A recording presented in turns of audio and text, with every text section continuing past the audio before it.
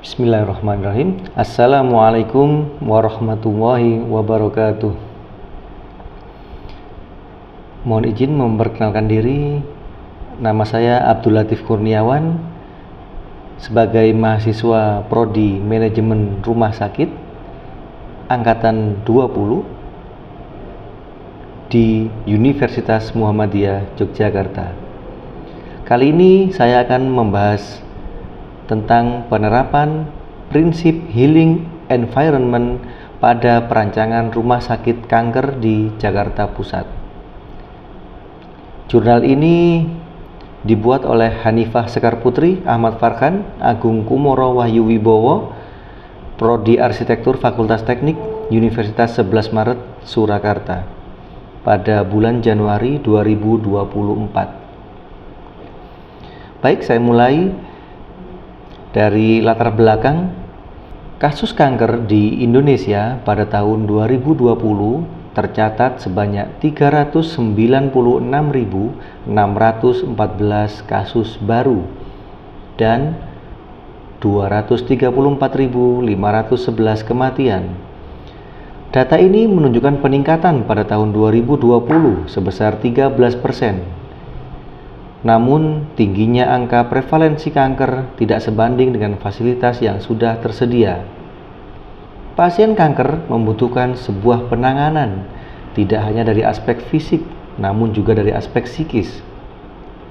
Kualitas proses pemulihan pasien dapat memperburuk dikarenakan fasilitas pengobatan kanker yang tidak didukung oleh lingkungan yang positif. Healing environment merupakan sebuah pendekatan, sebuah solusi yang dipilih sebagai strategi untuk membantu proses penyembuhan pasien melalui yang pertama, lingkungan alam, kedua, indera, dan ketiga, psikologis penderita. Tujuan dari penelitian ini adalah untuk menentukan prinsip-prinsip healing environment yang dapat diterapkan pada perancangan rumah sakit khusus kanker. Kemudian metode dalam penelitian ini adalah deskriptif kualitatif, yaitu melalui tahapan identifikasi gagasan atau masalah, pengumpulan data yang diperoleh dari studi literatur dan studi preseden, analisis data yang kemudian menghasilkan solusi berdasarkan prinsip healing environment. 3 aspek konsep healing environment diwujudkan pada pengolahan site, penerapan bentuk massa bangunan, kemudian peruangan dan zonasi. Rumah sakit khusus kanker dengan pendekatan healing environment diharapkan dapat menjadi solusi dalam memenuhi kebutuhan fasilitas pengobatan serta meningkatkan kualitas proses penyembuhan. Hasil dan pembahasan. Perancangan rumah sakit khusus kanker di Jakarta menggunakan konsep pendekatan arsitektur healing environment karena pendekatan ini bertujuan untuk menciptakan kesehatan tubuh dan pikiran seseorang. Proses penyembuhan manusia sendiri memiliki 2 faktor penting, yakni yang pertama faktor lingkungan dengan kontribusi sebesar 40% dan faktor psikologis sebesar 30%. Konsep healing environment itu sendiri dapat digunakan sebagai upaya untuk mencapai penyembuhan melalui faktor lingkungan dan faktor psikologis. Faktor lingkungan dapat dikendalikan melalui aspek alam dan indera. Sementara itu, faktor psikologis didukung oleh aspek psikologis. Kemudian, prinsip healing environment itu sendiri yang akan diterapkan dalam desain rumah sakit khusus kanker di Jakarta Pusat akan dijelaskan sebagai berikut. Pertama, penerapan aspek alam.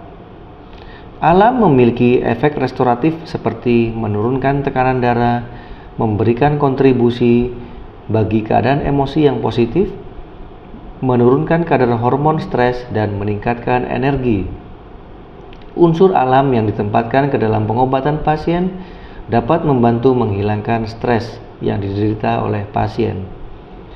Unsur alam pada rumah sakit khusus kanker di Jakarta Pusat tersebut diterapkan melalui pengolahan landscape, fasad bangunan, maupun interior bangunan.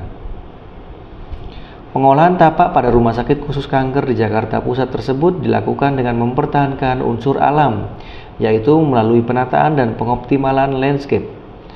Penataan landscape itu sendiri berupa healing garden. Apa itu healing garden? Nanti akan kita jelaskan.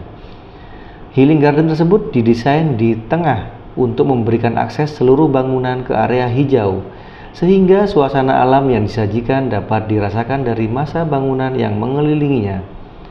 Selain itu, roof garden juga dapat dimanfaatkan sebagai area rekreasi pasien. Healing garden atau taman penyembuhan merupakan sebuah taman yang didesain berupa lingkungan yang didominasi oleh unsur tanaman dan bersifat tidak kompleks. Diwujudkan untuk menjadi media rehabilitasi dan terapi secara fisik maupun non-fisik. Kemudian yang kedua adalah penerapan aspek indera. Aspek indera berkaitan dengan indera pendengaran, penglihatan, peraba, penciuman, dan perasa. Aspek indera yang pertama adalah indera pendengaran. Suara yang menyenangkan menciptakan sebuah sensasi kenikmatan yang berpengaruh pada sistem saraf sehingga dapat menenangkan pikiran. Jenis-jenis suara tersebut bisa berupa suara musik serta suara-suara alam. Contohnya, suara angin, hujan, kicauan burung, dan gemericik air. Unsur suara didapatkan melalui aplikasi elemen buatan. Elemen buatan tersebut berupa air mancur yang dapat menimbulkan suara gemericik air yang diaplikasikan pada area healing garden. Pada ruangan-ruangan di dalam bangunan tersebut, khususnya pada ruang tunggu, diaplikasikanlah musik klasik untuk menurunkan rasa cemas yang berlebihan. Aspek indera yang kedua adalah indera penglihatan. Pengaplikasian elemen-elemen berupa pemandangan, cahaya alami, karya seni, dan penggunaan warna tertentu dapat membuat mata menjadi lebih rileks. Aspek indera juga diaplikasikan melalui pemilihan material pada eksterior dan interior bangunan. Pada fasad bangunan tersebut diaplikasikan material penutup dinding berupa aluminium panel dengan motif kayu. Sementara pada interior bangunan diaplikasikan material penutup lantai dan elemen dinding berupa vinil motif kayu. Apa tujuannya? Tujuannya adalah untuk menciptakan suasana hangat dan menyatu dengan alam. Kemudian penggunaan warna-warna cerah juga terinspirasi dari alam, dipilih untuk mendukung proses penyembuhan dan menciptakan tampilan yang bersih. Aspek indera yang ketiga adalah indera penciuman. Bau yang menyenangkan dapat menurunkan tekanan darah dan detak jantung, sedangkan bau yang mengganggu dapat meningkatkan detak jantung dan pernafasan. Oleh karena itu, dipilihlah landscape yang memberikan unsur vegetasi aromaterapi berupa tanaman berbunga, di antaranya lavender, gardenia, geranium, dan rosemary. Selain pada healing garden, bunga lavender juga dimanfaatkan sebagai aromaterapi pada ruang rawat inap. Aspek indera yang keempat adalah indera peraba. Indera peraba diaplikasikan dengan pengaturan suhu ruang yang mengoptimalkan penghawaan alami dan buatan, sehingga pengguna mendapatkan suhu ruang yang nyaman untuk beraktivitas. Kemudian, penerapan aspek psikologis. Penerapan aspek psikologis berupa tanggapan terhadap kebutuhan, kenyamanan fisik, serta dukungan emosional. Penerapan aspek psikologis itu sendiri dengan memenuhi kebutuhan kenyamanan fisik serta kenyamanan psikologis pengguna. Kenyamanan fisik didapatkan dari kemudahan akses.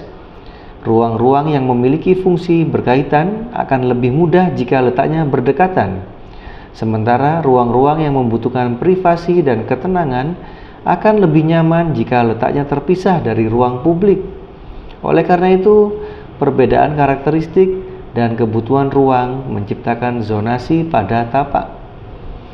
Zonasi tersebut didapatkan dari hasil analisis tapak berdasarkan fungsi ruangan. Terdapat 5 zona. Yang pertama, zona penunjang medik. kemudian zona penunjang non-medik, zona perawatan, zona non-perawatan, dan zona servis.